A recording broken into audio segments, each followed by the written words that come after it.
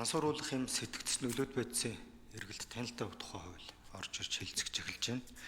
За энэ хууль маань 2002 онд буюу үдгээс 24 жилийн өмнө батлагдаж явсан. За шинжилт найруулга орсон уу гэдэг тэр нэг тодорхойлго байна.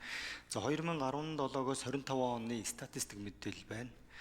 За энэ хугацаанд одоо сэтгцэд нөлөөт за бодистой холбоотой гэмт хэрэгт одоо 2500 орчим хүн холбогдсон. За үүний 50 хүртэлх хувь нь 18-аас 25 хүртэлх насны залуучууд. За мөн одоо насан туршаагүй хүүхдүүд бас тодорхой хувийг эзэлж байгаа юм статистик мэдээлэл байна. За энэ мансууруулах бодисын хор нөлөөг залуучууд өсвөр насныханд хүргэх, сурталчлах, за таниулах, эрсдлээс урьдчилан сэргийлэх яг ийм соён гэгэрүүлэх ажил нь тутмаг юм шиг санагдаж байгаа юм аа. За одоо энд ингээд яг хилцэгдэд явах юм бол бас нэлээд ноцтой асуудлууд ч гэсэн ярих байх. Энэ хилцэгж байгаа маань өөрөө бас нөгөө сурталчилгаа мөн одоо өөр сэдэлт болох гэсэн юм болгоомжл байна. За ахуй хэрэглээний газтай холбоотой энэ төрлийн энэ чиглэлийн одоо бас газыг хэрэгжилж мансуурдаг ийм өсвөр насныхан 10 жилийн сурагчид бас байгаад байгаа юм аа. Энийг хэрэгжилж байгаад одоо бас амь насаа алдсан ийм тохиолдлууд байгаа. За мансууруулахын одоо нөлөөд бодис байгалийн болон химийн аргаар боловсруулдаг гэсэн юм үндэс нэг юм хоёр арга байна л гэж энэ хуулийн төсөлтөөр танилцуулах дээр нь байгаад байгаа юм аа. Сүүлийн үед энэ лаборатори аргаар боловсруулсан шинэ төрлийн мансууруулах сэтгцэд одоо нөлөөд бодисууд нэр төрөл нь өөрчлөгдөж манад орж ирж байгаа. Энэ дээр тавьж байгаа одоо гайлын хяналт яг ямар байгаа вэ? Энийг илрүүлэх нөгөө багаж тоног төхөөрөмж боловсон хүчин манайханд байна уу? За дараагийн асуулт энэ сэтгцэд нөлөөлөх ийм бодис ургамал Монгол Улсын одоо газар нутаг дээр ургаж байгаа. Энэ төрлийн хэдэн төрлийн ийм ургамал байна. Ам дамжаал яригддаг, граммаар нь зардаг, шүтэнцний хайрцагт хийгээд зардаг гэсэн ийм одоо яриа хэлцлүүд залуучууд донд байдаг. Тэгэхээр энийг одоо яг яаж хяналт тавьдаг юм бэ? Энэ зэрлэг ургамал энэ устгал дээр одоо яг ямар арга хэмжээ авч байгаа вэ? За дараагийн тодруулах гэдэг байгаа зүйл энэ бэлтэн бил нөгөө хавдартай хүмүүс, за мөн одоо өвчлөлттэй хүмүүс энэ хэргэлдэг эмнүүд нь энэ одоо сориотой зүйл дотор орцсон байгаа. Эм бэлтэмлийн. Тэгэхээр энийг одоо яг яаж ялхан ангилж байгаа вэ? За хариулъя. Ажлын хэсгээс хариулъя. Галийн газар.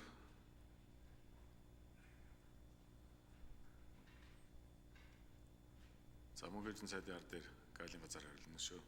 Байгаль орчин яам уу? За дөрөвдүгээр микрофон. За алтан шагийн гишүүний асуултанд хариулъя.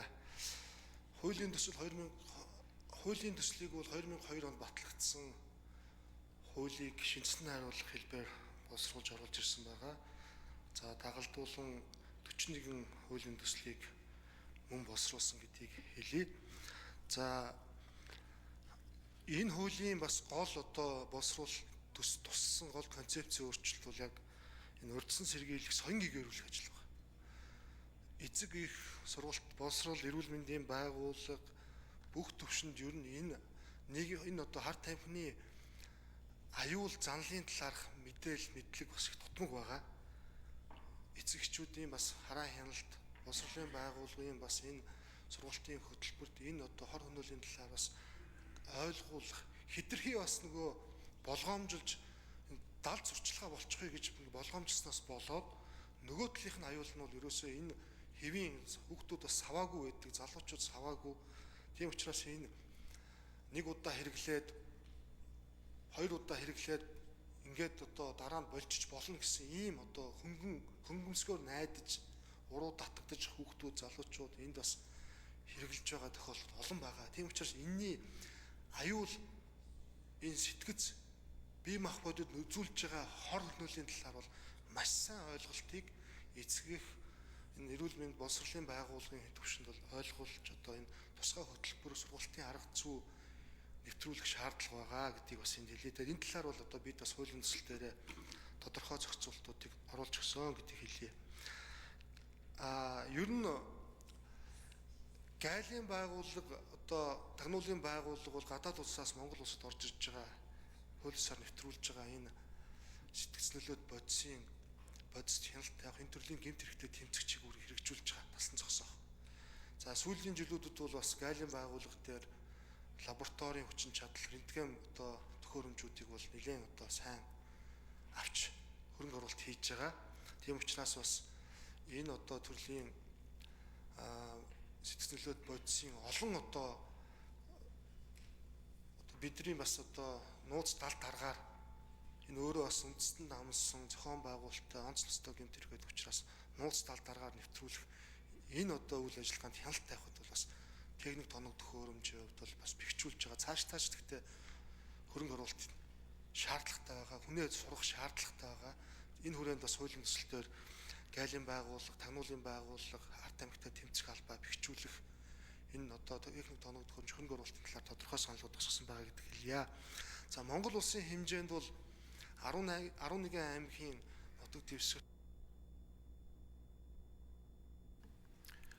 За зочин танилцуулъя. Улсын их хурлын гишүүн Лавгсүрэн Саран зам молдын урилгаар нийслэлийн ерхий улс хурлын Сенлиз сургуулийн 10А, 11А, 12А ангийн багш сурагчид улсын их хурлын үйл ажиллагаа төрийн ордонтой танилцж байна.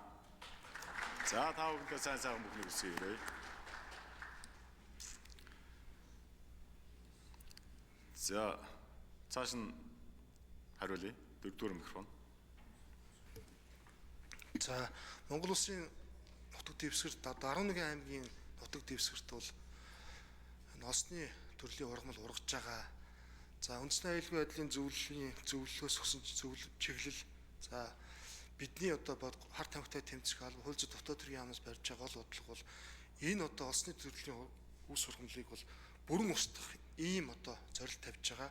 Тэгэхээр энд бол бас энэ бүрэн устгахад бас бид бас арга ажиллагаагаа өөрчлөхгүй бол бас бидэнд бас одоо ингээл устгал явагддаг дахиад тэр үрн хөрсөндөө байгаа учраас ингээд бас үр дүнгүй байгаа тохиолдлууд байгаа. Тийм учраас энийг бас олон улсын сайн туршлага аргачлалыг нэвтрүүлж бид бас энэ улсны төрлийн ургамлыг бүрэн устгах ийм одоо зорилго тавьж ажиллаж байгаа. Энэ талаар ч гэсэн хуулийн төслийн үзэл баримтал танилцуулгад үзэл баримтал төсөл тус тодорхой үүргэжүүлж тусгасан байгаа гэдгийг хэлье. За баярлалаа. За Алтан шагаа гишүүн тодруулъя.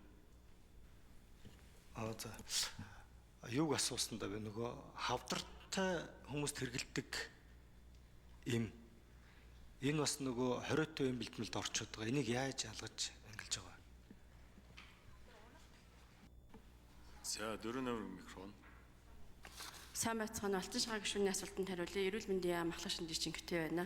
Тэгэхээр Монгол улс бол эмнэлгийн тусламж үйлчилгээнд хэрэгжилж байгаа мансар уулах болон сэтгэл зүйн эмийн жагсаалтыг эрүүл мэндийн сайдын тушаалаар баталж эмнэлгийн тусламж үйлчилгээнд хэрэглэнэ гэж эмийн эмнэлгийн эрсийн тухай хуулийн заасан байдгийн дагуу жагсаалтыг баталдаг. Жагсаалтыг батлахдаа олон улсын конвенцүүдэд заасан жагсаалтад орсон эм бодис түүний давсуудыг агуулсан бүтээгдэхүүнийг баталдаг. 2025 онд хамгийн сүүлд эрүүл мэндийн сайдын 408 гэдэг тушаалаар энэ жагсаалтаа шинжилсэн. Энэ жагсаалтанд цэцэг төлөвлөлт ийм 36 нэр төрөл олон улсын нэршлэрээ орсон. Мансар улс ийм болвол 14 нэрээр орж батлагдсан байж байгаа. Гишүүний асуултанд асууж байгаа бол зарим нөгөө хавдар тэрийн тусламж үйлчлэгэнд хэрэгэлдэг олон улсын конвенцч ороогүй боловч хяналттай хэрэглэх шаардлагатай. Тухайлх юм бол тарамдол юм болвол цэцэг төлөвлөлт эмийн жагсаалтанд ордог оруулсан байгаа. Энэ яагаад вэ гэхээр энэ эмийг одоо эмчилгээний зориултаар бус хууль бусаар авч иргэд одоо амь насаа. За гүйцээж яриулъя. 4-р.